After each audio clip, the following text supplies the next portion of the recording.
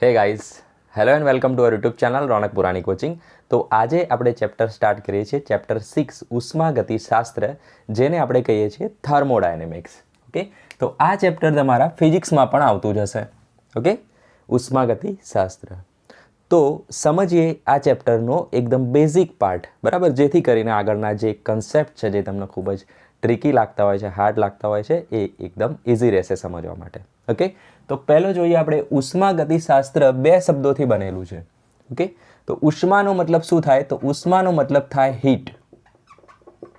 Okay, એટલે કે આ રિલેટેડ છે થર્મલના રિલેટેડ છે। ઓકે, થર્મોડાયનેમિક્સ નામ પણ છે કોના રિલેટેડ? થર્મલ રિલેટેડ છે, મતલબ કે તાપમાન રિલેટેડ છે આ। ઓકે, તો ઉષ્માનો મતલબ થશે હીટ અને ગતિશાસ્ત્રનો મતલબ થાય શું? તો થર્મોડાયનેમિક્સ। ડાયનેમિક્સ એટલે શું? ફેરફાર। ઓકે, ગતિશાસ્ત્ર તો હીટમાં ફેરફાર।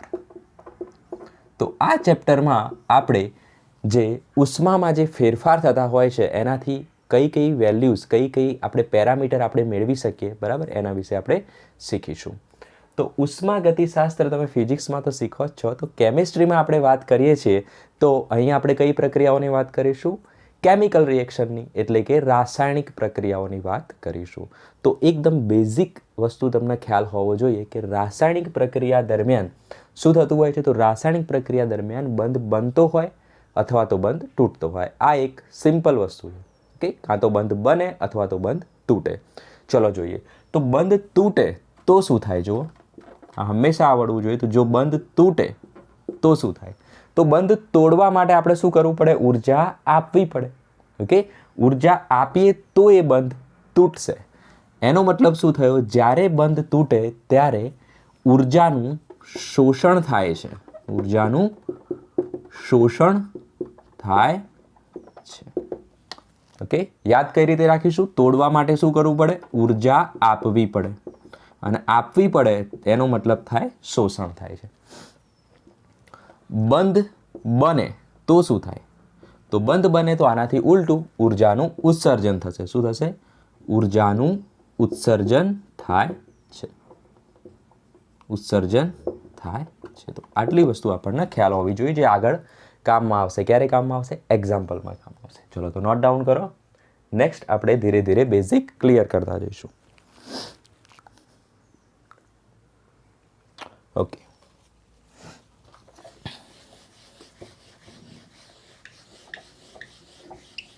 બીજું થર્મોડાયનેમિક્સનું જે ચેપ્ટર છે, એટલે કે ઉષ્માગતિશાસ્ત્ર છે, એની અંદર આપણે ચર્ચા કરીશું એવી પ્રક્રિયાઓની કે જે કયા લેવલે થતી હોય? ખૂબ જ સૂક્ષ્મ લેવલે થતી હોય। ઓકે, તો અહીંયા જે પ્રક્રિયાઓની આપણે વાત કરીશું એ સૂક્ષ્મ લેવલે થતી હોય એ પ્રક્રિયાની વાત કરીશું, એટલે કે માઇક્રો લેવલે થતી પ્રક્રિયાઓની વાત કરીશું। ઓકે, ના, તો માઇક્રો લેવલે થતી પ્રક્રિયાઓની વાત કરીશું નહીં। કઈ પ્રક્રિયાઓની વાત કરીશું? સ્થૂળ પ્રક્રિયાઓ।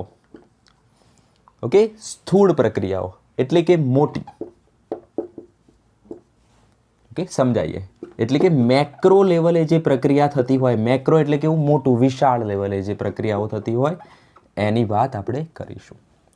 તો માઇક્રો લેવલ મતલબ શું? સૂક્ષ્મ લેવલ મતલબ શું? તો ફોર એક્ઝામ્પલ, આપણા બોડીની અંદર જે સેલ હોય, કોષ હોય, તો કોષની અંદર જે પ્રક્રિયાઓ થતી હોય કેવી હોય? ખૂબ જ સૂક્ષ્મ લેવલની પ્રક્રિયાઓ હોય। તો એ જે પ્રક્રિયાઓ છે, કોષની અંદર થતી રાસાયણિક પ્રક્રિયાઓને આપણે ઉષ્માગતિશાસ્ત્રથી સમજી શકીએ નહીં। તો કોષમાં જે થતી પ્રક્રિયાઓ છે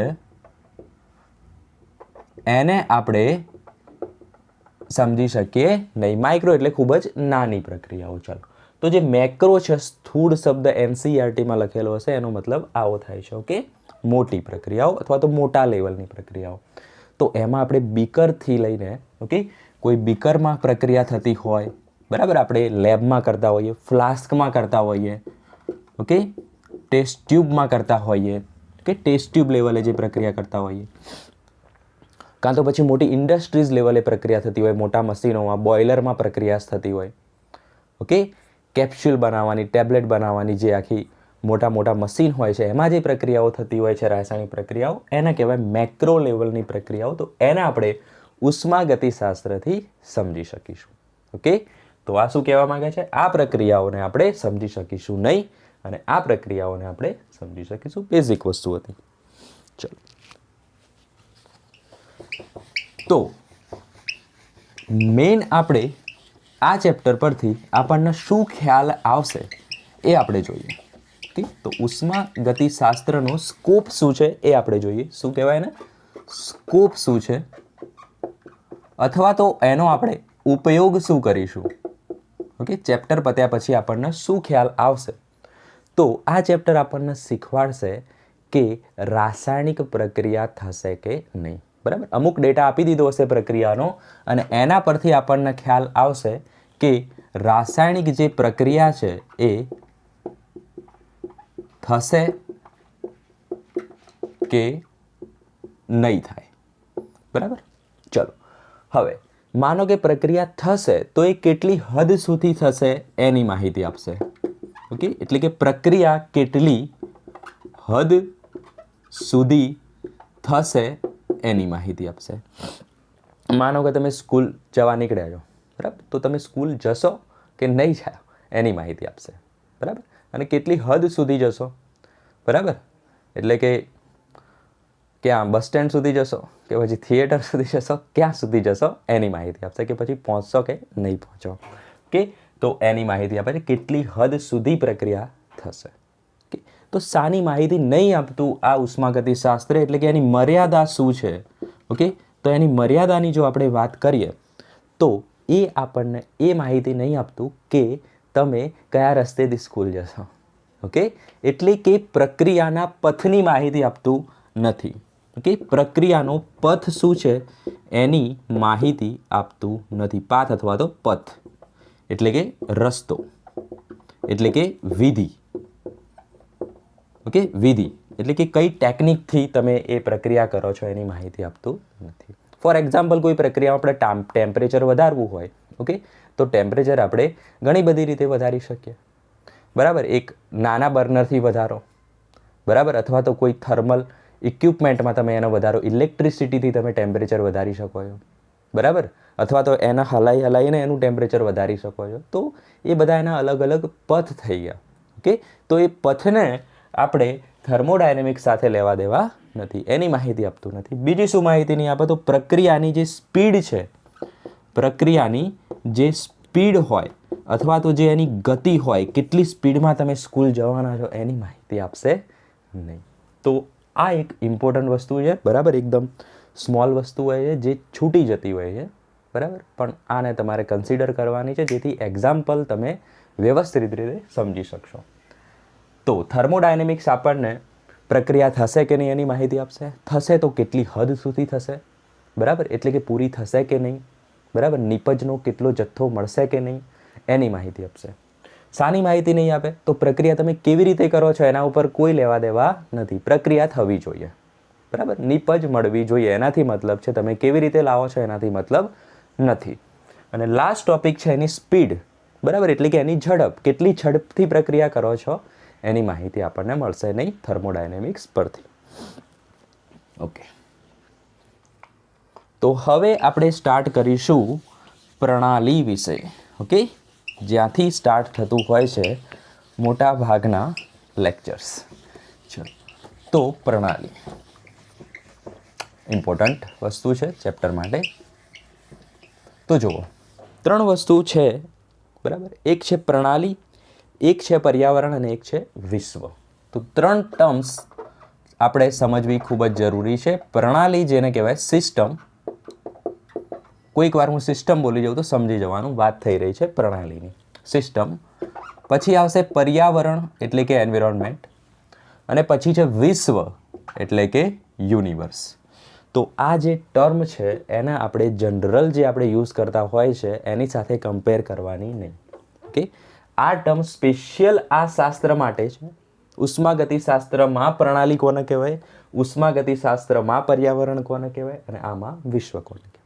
ઓકે, વિશ્વ તો આપણે આખું યુનિવર્સ છે, પણ ઉષ્માગતિશાસ્ત્રમાં એની વાત નથી, એ એક નાના લેવલે પણ હોઈ શકે. ચલો, તો પ્રણાલીનો મતલબ શું?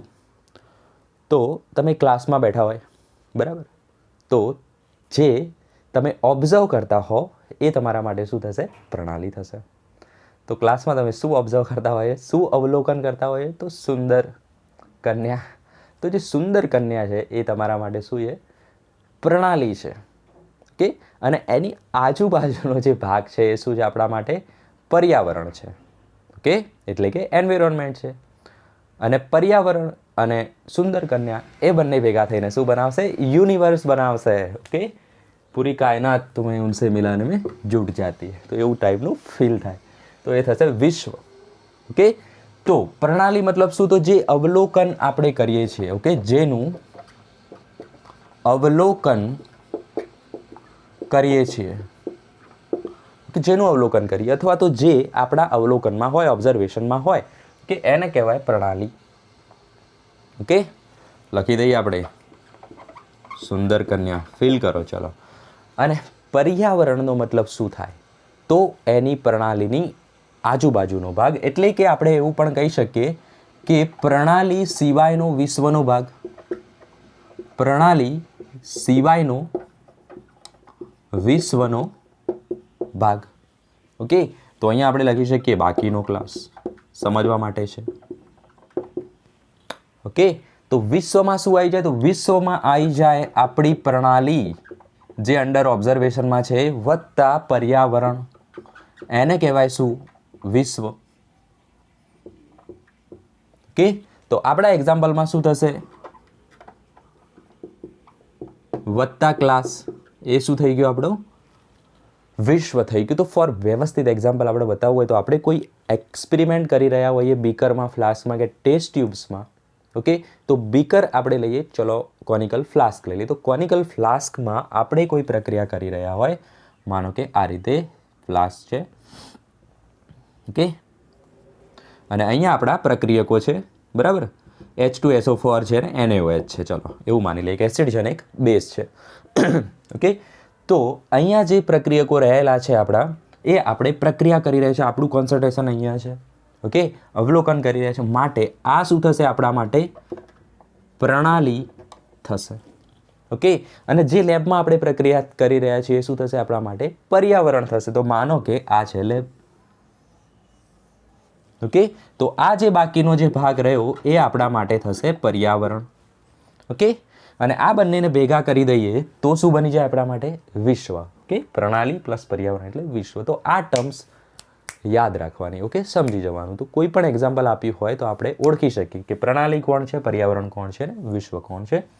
તો અંદર જે છે એ આપણા માટે પ્રણાલી છે. તો પ્રણાલી અને પર્યાવરણ ઇમ્પોર્ટન્ટ વસ્તુ. પ્રણાલી અને પર્યાવરણ વચ્ચેની જે સીમા હોય, જે હદ હોય, જે શું હોય? દિવાલ હોય, બરાબર? એ શું છે આપણા માટે? સીમા છે. તો ટર્મ છે ચોથી ટર્મ.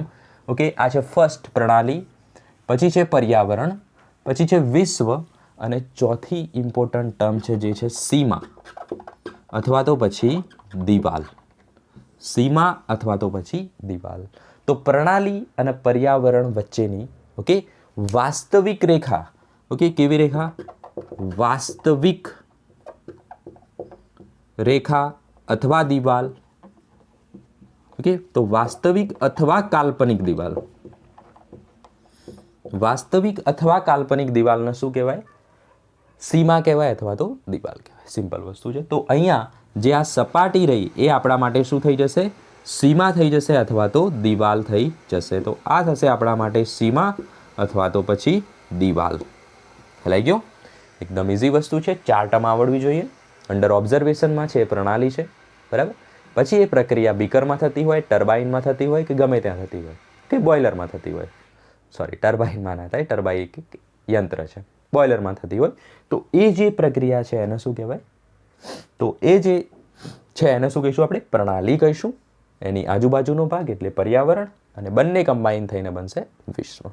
યાદ રહી ગયું હશે હવે? તો હવે જોઈશું આપણે પ્રણાલીના ટાઈપ્સ. નોટ ડાઉન કરી દો.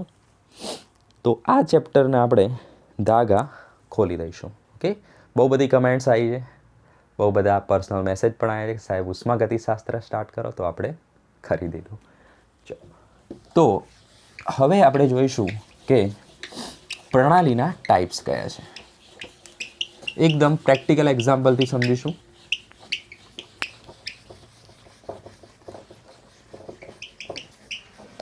સુંદર કન્યા ક્યાંય લખી ના દેતા, બરાબર.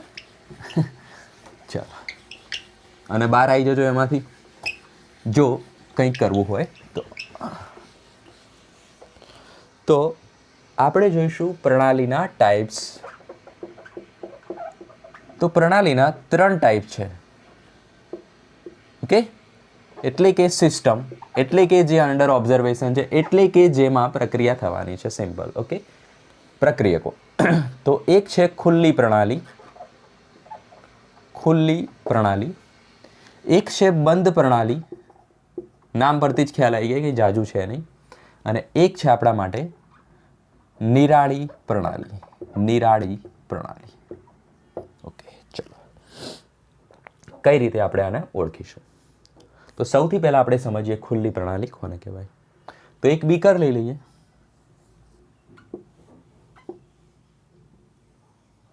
ઓકે, એની અંદર પ્રક્રિયકો છે.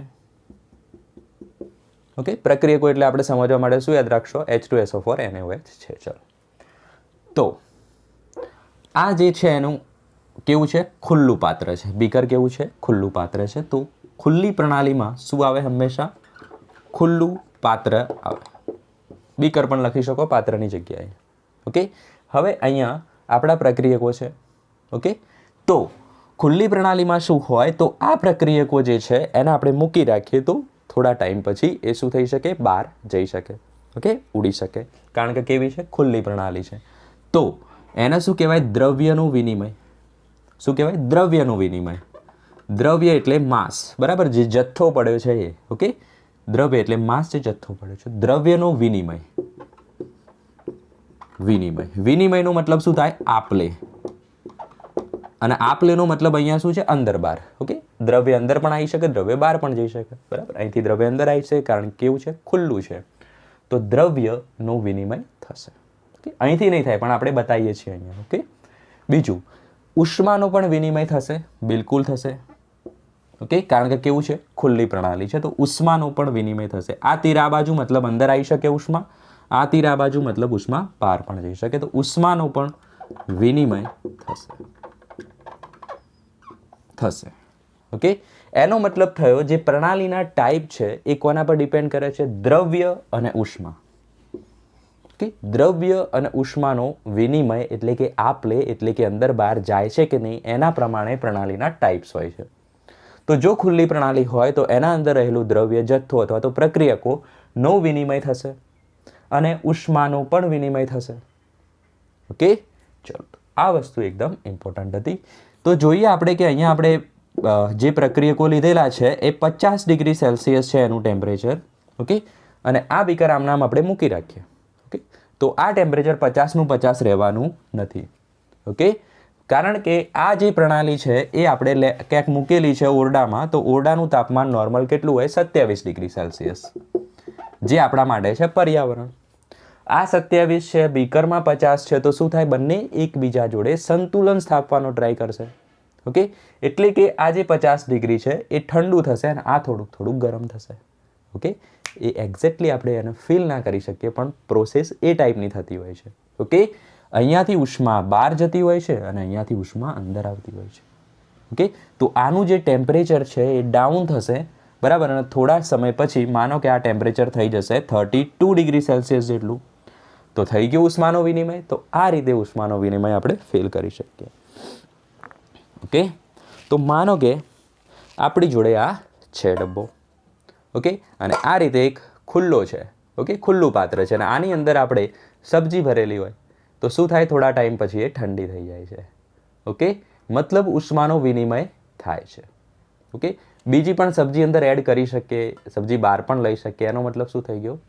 દ્રવ્યનો પણ વિનિમય થાય છે. તો આ થશે આપણા માટે ખુલ્લી પ્રણાલી. ઓકે, હવે બંધ પ્રણાલી આપણે જોઈએ તો આ થઈ ગઈ બંધ પ્રણાલી. ઓકે, અંદર સબ્જી છે, આ થઈ ગઈ બંધ પ્રણાલી. તો બંધ પ્રણાલીમાં હવે સબ્જીનો વિનિમય થશે નહીં થાય, એટલે કે દ્રવ્ય અંદર બહાર થશે નહીં. તો દ્રવ્યનો વિનિમય થશે નહીં. ઓકે, પરંતુ આ આપણે ગરમા ગરમ મૂકેલી હોય અને થોડા ટાઈમ પછી જોઈએ, અડધો કલાક પછી, તો એ ઠંડી થઈ જશે. મતલબ ઉષ્માનો વિનિમય થશે. ગરમ કેવી થઈ ગઈ? ઠંડી થઈ ગઈ. તો ઉષ્માનો વિનિમય થશે. તો આવું જે બંધ પાત્ર હોય એને આપણે શું કહીએ? બંધ પ્રણાલી કહી શકીએ. ચલો, તો ખુલ્લી પ્રણાલીમાં ખ્યાલ આવી ગયો. એક્ઝામ્પલ છે એનું ખુલ્લું બીકર. ચલો, તો હવે આપણે જોઈએ બંધ પ્રણાલી વિશે. તો સેમ ફિગર લઈ લઈએ. બંધ પ્રણાલી છે, ઓકે. તો એમાં આપણે આ રીતે અહીંયા ક્લોઝ કરી દઈએ છીએ બીકરને, ઓકે, ક્લોઝ કરી દઈએ છીએ. તો શું થશે? દ્રવ્યનો વિનિમય થશે નહીં. ખ્યાલ આવી રહ્યો છે? હવે એક જ ફિગરમાં સમજી લઈએ. દ્રવ્યનો વિનિમય થશે નહીં, કારણ કે ક્લોઝ છે, ઓકે, બંધ પાત્ર છે. તો બંધ પાત્રમાં દ્રવ્યનો વિનિમય થશે નહીં, પણ ઉષ્માનો વિનિમય થશે, ઓકે. અંદર મૂકેલી સબ્જી ઠંડી થઈ જશે તો ઉષ્માનો વિનિમય થવાનો છે, ઓકે. તો એવી પ્રણાલીને કહેવાય બંધ પ્રણાલી, ઓકે. કોખવાનું નહીં, ફીલ કરવાનું છે, તો જ ખ્યાલ આવશે. તો બંધ પ્રણાલી એકદમ સિમ્પલ વસ્તુ છે. તો બંધ પ્રણાલીનું ઉદાહરણ આપણે જોઈએ તો બુકની અંદર જે આપેલું છે એ જોઈએ. તો શું આવી શકે છે? કોપર અથવા સ્ટીલ, ઓકે, કોપર અથવા સ્ટીલનું બંધ પાત્ર. સ્ટીલના બંધ પાત્રમાં રહેલા પ્રક્રિયકો. પ્રક્રિયકો મતલબ શું? કે જેમાં પ્રક્રિયા થવાની છે એટલા માટે લખેલું છે, ઓકે. અહીંયા તમે લખી શકો બંધ પાત્રમાં રહેલા જે પણ પ્રક્રિયકોનું નામ યાદ આવી જાય એ લખી શકાય. ઇમ્પોર્ટન્ટ વસ્તુ અહીંયા આ છે. તો આ થઈ ગયું સ્ટીલનું બંધ પાત્ર. ક્લિયર? ચલો, ઇમ્પોર્ટન્ટ છે કે એનું જે કવર છે એ પણ કોપર અથવા સ્ટીલનું હોય તો એ પરફેક્ટ બંધ પ્રણાલી બની શકે. હવે છે નિરાળી પ્રણાલી. તો નિરાળી પ્રણાલી માટે એક સેકન્ડ, આપણી જોડે છે એક નિરાળી પ્રણાલી. તો આ થઈ ગઈ આપણા માટે નિરાળી પ્રણાલી, કે તો આમાં શું છે? આ એક એવું થર્મોસ છે જેમાંથી શું થશે? દ્રવ્ય તો બહાર આવશે જ નહીં. આને આપણે ફિટ કરી દઈએ તો અંદર ચા હોય કે પછી પાણી હોય એ બહાર તો નીકળવાનું છે નહીં, ઓકે. તો બંધ તો છે જ, પણ એ નિરાળી પ્રણાલી પણ છે. કેવી રીતે? તો ઉષ્માનો પણ વિનિમય થતો નથી. એટલે કે આની અંદર આપણે ગરમ પાણી ભરીએ તો પણ એ ઠંડુ થવાનું નથી, ઓકે. તો ઉષ્માનો વિનિમય પણ થશે નહીં, બરાબર. એ અમુક ટાઈમ સુધી કેવું રહેશે? ગરમ ને ગરમ જ રહેશે. એનો મતલબ એવો થયો કે આ 100% નિરાળી પ્રણાલી નથી, ઓકે. ભલે એટલે કે બુકમાં એક્ઝામ્પલ આપ્યું હોય કે થર્મોસ ફ્લાસ્ક, પણ આ 100% નિરાળી પ્રણાલી નથી. કેમ? તો એ 12 અવર અથવા તો 24 અવર પછી એ ઠંડુ થાય છે, ઉષ્માની આપલે થાય છે. પણ આપણે એક્ઝામ્પલમાં એટલે કે એક્ઝામમાં તો આ જ એક્ઝામ્પલ લખીશું, કે થોડા ઘણા અંશે તો એ નિરાળી પ્રણાલી છે. તો 100% નિરાળી પ્રણાલી કોણ છે? તો એ તમારા લેબ લેવલે આવશે. જ્યારે હાયર સ્ટડીઝમાં જશો ત્યારે જ્યારે એક્સપેરિમેન્ટ કરવાના આવશે નિરાળી પ્રણાલીના, તો એ લેબમાં એવું પરફેક્ટ હશે એપરેટસ, જે એ કેવું હશે? 24 અવર તો શું એ ક્યારેય એનું ટેમ્પરેચર ચેન્જ થશે નહીં, એની અંદર જે વસ્તુ મૂકીએ એનું. ક્લિયર? તો આ જે નિરાળી પ્રણાલી છે એ આપણે જોવી હોય તો આપણે આ રીતે જ લઈ લઈએ. ચલો, ઓકે, ક્લિયર?